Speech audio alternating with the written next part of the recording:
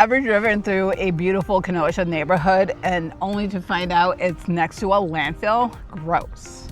And next to a train that is coming down at 3 in the morning. Remember my cousin Vinny when they got the hotel and it's 2 o'clock every morning, and so it's essentially that. However, the worst part is it's actually 22 minutes away from the next coffee shop, and we all know I need the coffee. God forbid you make your coffee at home, Aalia. Can't do that.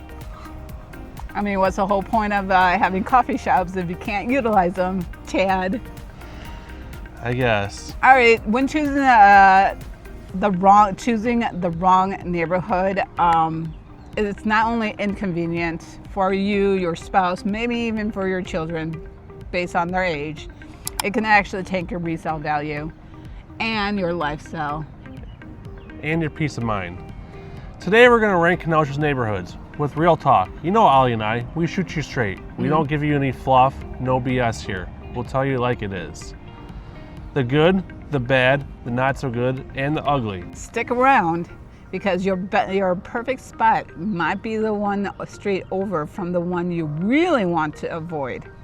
And make sure you stay to the end because we'll have some bloopers just like this right here for you to laugh at the very end of the video. So what makes a neighborhood a great neighborhood, Chad? So proximity. So do you have to be close to the interstate to get to and from work? Do you want to be close to downtown because you like to be in the middle of everything? We all know that Kenosha downtown has things going on all the time. There's always something going on downtown Kenosha. Plus you have all the small businesses downtown Kenosha. You have a lot of people that work downtown Kenosha, and you have fantastic Lake Michigan down in downtown Kenosha. So where do you want to be? Proximity is a very key point to where you want to be. Also the walkability to, let's say, what is called green spaces, parks, where trails, we are right now. Like we are. Pat Springs is one of our favorite and famous trail. So how close do you want to be? School zones. There is a university here, and actually a couple of universities, or a college and a university here in Kenosha. How close do you want to be there, or close to there, so you don't have to get a car and a less expense? Owner versus renter balances. Do you want to live in an area that's more stable, more owner occupied, versus more turnover, more renters? If you live in a neighborhood that's more renter occupied, more rentals, more single family homes that have a lot of rental units in it, that's going to be a lot more turnover, and typically those homes just aren't very well maintained and very well taken care of. Because let's face it, a lot of renters just don't care. They're only there for a year or two. They don't really care about maintenance. They don't care about lawn care.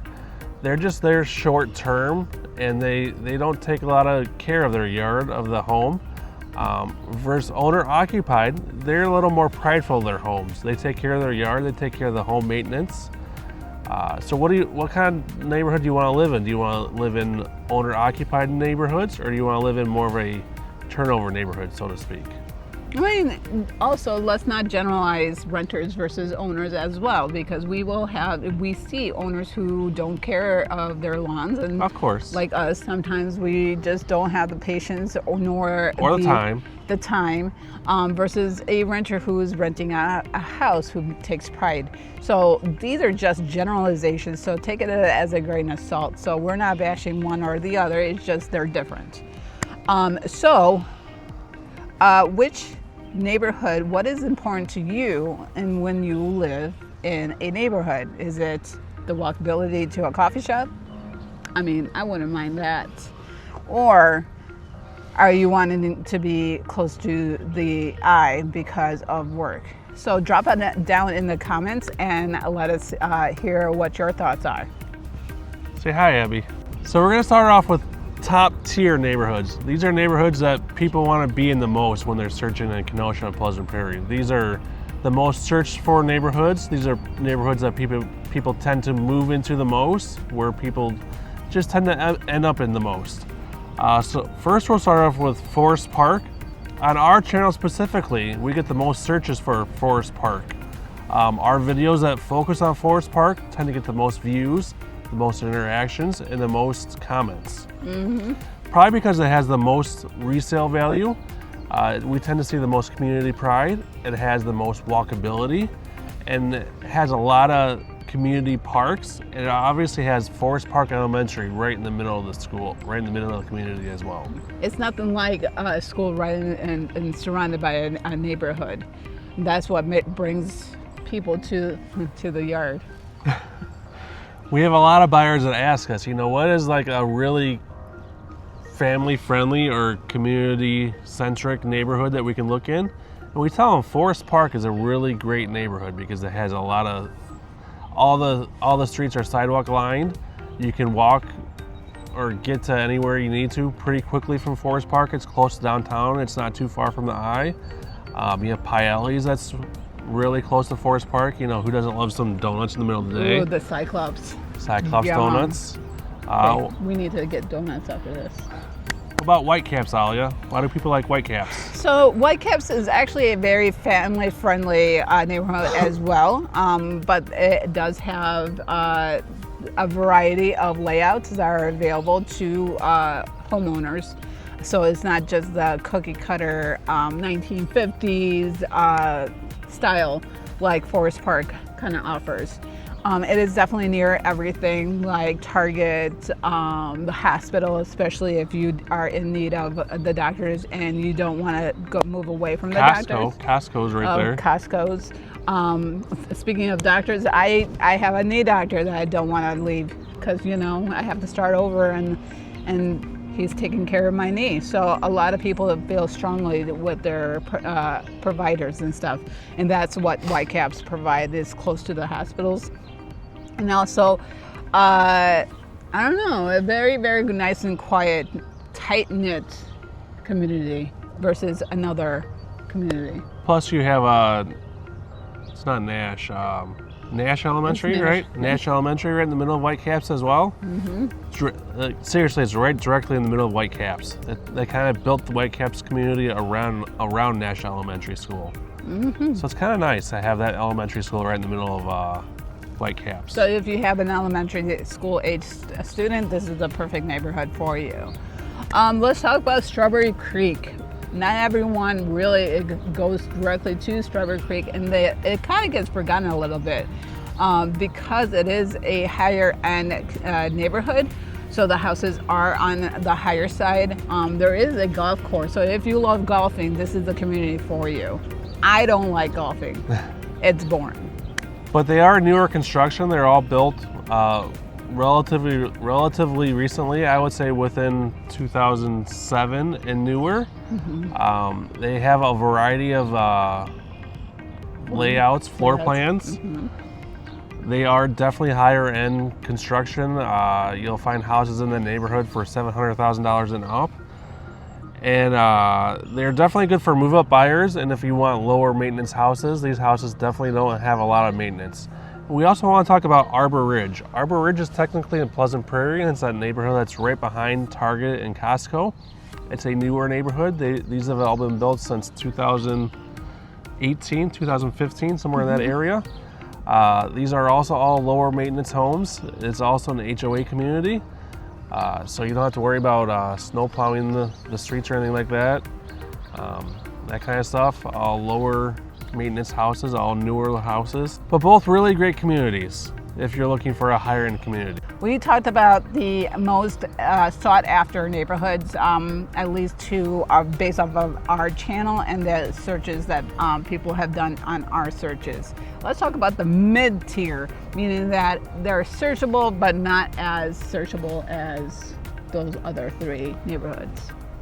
So Allendale. Allendale is kind of a forgotten neighborhood. It's by the lake, downtown Kenosha. It's between I don't even know which streets to the north, but it's between Sheridan Road and the lake, from east to west. It's a really charming older neighborhood. You'll find a lot of older houses built in the 1930s, 1950s. But that's kind of why a lot of people kind of shy away from the neighborhood, is because it has a lot of older houses. Some of the houses have foundation issues. But personally, I like the neighborhood because it has a lot of charm. A lot of character. and it's closer to the lake. So you can, if you're such a lake person or a beach person, you're able to walk there and get a reprieve. I wish we were that close, then I can get a reprieve during the summer, just saying. And it's also great for buyers who love the history. I mean, what better place to learn about Kenosha history is to own one of those houses and see it with your eyes. A lot of those houses down there are actually historical houses too. Lincoln Park, let's talk about Lincoln Park. You used to work at Lincoln School, Aalia, so you worked right in downtown, right in the middle of Lincoln Park there. Yes, so it is actually a good neighborhood for rent-to-owners who own houses. There's a lot of balance there. There's a lot of renters and there's a lot of owners. So that area is a good, hefty area if you're looking to rent, or if you want to own and have an investment property. Gosh darn it. These bugs. Plus, it's an affordable entry area neighborhood. So if you're looking for an affordable house, like you're just starting off on your home buying journey, and you're looking for a cheaper neighborhood to buy in the Kenosha area, that's still a decent neighborhood. Lincoln Park neighborhood is a really nice mid-grade neighborhood that's still relatively cheap, so to speak. We actually have a buyer / now landlord that he rents out his house. So he was searching for the right perfect house so that he can eventually rent it out to people who need it, kind of thing. And he did. So he was able to move to Florida, but also rent out. And you'll see, and you get a lot of renters looking in that area because of the affordability of that area. So, and he's actually pretty happy. So what's another often overlooked area is Parkside, or near UW Parkside, which is what I've kind of hinted at earlier, that Kenosha has two colleges. One is a university, obviously, and another college. This area is often utilized for college students. If you are one of the students, they're good green space, meaning that they're petrifying springs there, and there's walking trails. There's also the beer garden if you are looking for entertainment, especially during the summer as well. It's also good for small families and first-time home buyers. Because a lot of these houses are, all, like Lincoln Park, often smaller houses and quite affordable compared to the rest of Kenosha. So let's talk about what we consider C-ranked houses. These are like up-and-coming neighborhoods. Meaning that they're finally getting noticed, but they're not as highly noticed like the Whitecaps area. So the Uptown Kenosha East area. So there is a lot of investments, properties happening, businesses as well as popping up, like Seis Cocinas. The library got rebuilt. There's a children's library right off of 22nd Street. There's some higher end, I guess you could call them, luxury apartments that just came in there. It's definitely making that area a lot nicer, a lot more livable, a lot more friendly, I guess you could say. Exactly. From 2020 when that all came burning down. So definitely a lot nicer area. Kenosha's doing a lot to pour some money in there and make it nicer, make it more family friendly, entice some more families to invest in there and buy houses in that area. I mean, like, granted, like all up and coming neighborhoods, there's still going to be some rough spots. So in the Uptown area, Lincoln Park area, there are some rough spots. So do your due diligence and do your own research for crime rates or the areas, kind of thing. Near Washington Road and north of 52nd Street is another location, which actually offers a lot more rentals and older houses. Older homes, definitely. So you'll find a lot more older houses, like Aalia said, built in the 1920s, maybe even early or late 1800s. But they're definitely improving. You see Kenosha spending a lot of money in the infrastructure down there in that area, trying to improve the infrastructure, trying to improve the area, trying to get more owner-occupied homes in that area. We see new construction happening in that area, trying to improve owner occupancy. So it's going to take a little while, but I think in the next 3 to 5 years, we'll probably see both those areas definitely improve in owner occupancy. And like Forest Parks for the future. So let's talk about neighborhoods that may not be for everyone. So that is considered the high investor ratio, meaning that there's a lot more investors buying houses, flipping them, or renting, making improvements to rent out as well. So the investors usually are not living in those houses, so they tend to kind of get less pride in their appearance, kind of thing. So there's kind of a mixed review on that. Limited nearby amenities, meaning that there's a little on the further side of your local grocery store. Like I'm saying 15 minutes to the next like Meijer or whatnot, or a coffee shop that's 15 minutes. So the coffee shops or the amenities like the walkability to the beach isn't there, you have to drive. So that is one of the issues that people don't tend to settle in that neighborhood. The infrastructure, meaning that the house or the building in itself has some water issues, some issues with the foundation. There's a lot more TLC that needs to happen in those areas. So these aren't necessarily bad areas, it's just that the houses are older and they haven't been modernized up to today's standards. So the houses are seeing issues, I guess you could say, that a lot of today's buyers don't want to deal with. So they just keep moving from investor to investor, and these investors keep putting band-aids on them and just putting renters in there instead of owner-occupied homes. So they may not match your lifestyle. However, if you are an investor, maybe put in some TLC and part of your personality and attract to those who actually are attracted to your personalities. Add it to your portfolio. So not only those neighborhoods we wanted to touch upon, we also wanted to give you guys some local tips, secret local tips. I mean, what is one of them, Chad? So how do you find where the best neighborhoods are, where the neighborhoods are that you want to live in? So one of the secrets are, where do the snow plows hit first? During a snowstorm or during any kind of snow when the snow hits? Where do the snow plows plow first at? I can't talk today. So typically they always plow. I blame the sun. I do too. Typically they always plow at the lakefront, so downtown area first, and then the west side towards the interstate first. Some west side. And they work towards the inner part of the city. So keep that in mind. The lakefront and the west side, they always seem to start in those two areas first. Why they do that way, I have no idea. But it always seems to be the way that they do it.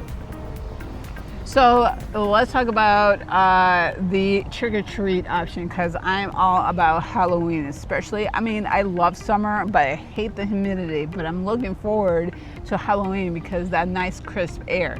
So where do we trick-or-treat and where would we not trick-or-treat? So I would definitely trick-or-treat in one of the top neighborhoods like Whitecaps. I heard that they send out full-size candy bars there. I cannot wait. Even king-size candy bars. Abby went trick-or-treating there one year, and she made quite the haul. So. Oh yeah, I think that this year I'm gonna be trick-or-treating as a teenager. Oh boy. Do you think I can pass as a teenager? The right makeup, I think you'd be okay. So we should also touch on sidewalk shoveling laws, because I often get this question, either at closing or before closing. Do I have to shovel my sidewalk during the wintertime? You do. At closing, there is a document in there that says that you are responsible for the sidewalk during wintertime, that you will maintain that and keep it clear of ice and snow. Even though it's technically city property, you are agreeing to maintain it as your own property. And then when the city comes through to replace those sidewalk squares, they're going to charge you money for it, because that's what the city does. But you are agreeing to maintain that during the wintertime and make sure that it's clear of ice and snow. So you do have to maintain that during the wintertime. So drop your favorite Kenosha neighborhood tip in the comments so that everyone can see and learn from this video. So let's talk about, we've kind of talked about the investment hotspots, Uptown, Lincoln Park area. How about the downtown condos? So people love to buy those downtown condos. There's no restrictions that I'm aware of about renting those out. So I've seen several people buy them and then turn around and rent them out. I'm trying to think. I think a couple years ago I had a buyer looking to buy one out, and you could only rent out so many per building. Mm-hmm. If I remember correctly. That may have changed now though. It's been a couple years. So we'd have to look at the HOA docs.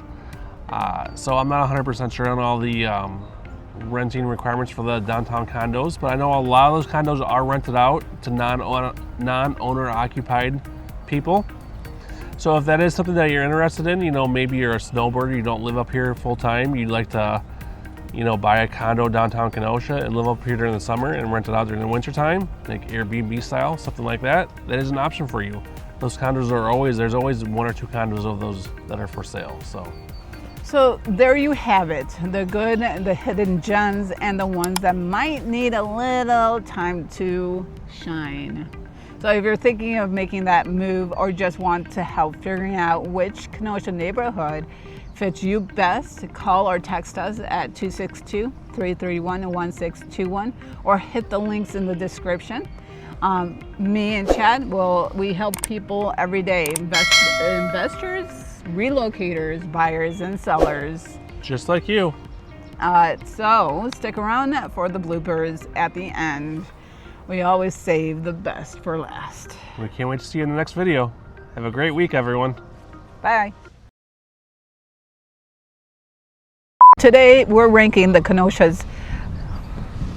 The Kenoshas. It's like the jewels. The jewels. The jewels, remember? Gotta go the jewels. We can't beat around the bush. We don't beat around the bush. Start over. I like how you're using your fingers. I'm trying to improv here. How's that going for you? Not so well. Today we're ranking Kenosha's neighborhoods. Oh my gosh, I can't talk today. Apparently not, because you just interrupted me. You took a pause, so I had something to say, but apparently you weren't done talking yet. Am I ever done talking? I mean, sometimes you pause long enough for me to put my 2 cents in, but apparently not this time. A beautiful. Say it with more personality. I am beautiful personality though. On occasion, I guess. All right, Rewind. Reset. And isn't that inconvenience? We will help you have peace of mind. God, I'm trying to improv, but it's not happening. And your peace of mind. I'm helping you out. We're talking back and forth, that banter that we're known for. I can't. All right, let's start all over. The neighborhoods that most people want to be in when they're moving. I don't know what to do with my hands. When they're moving to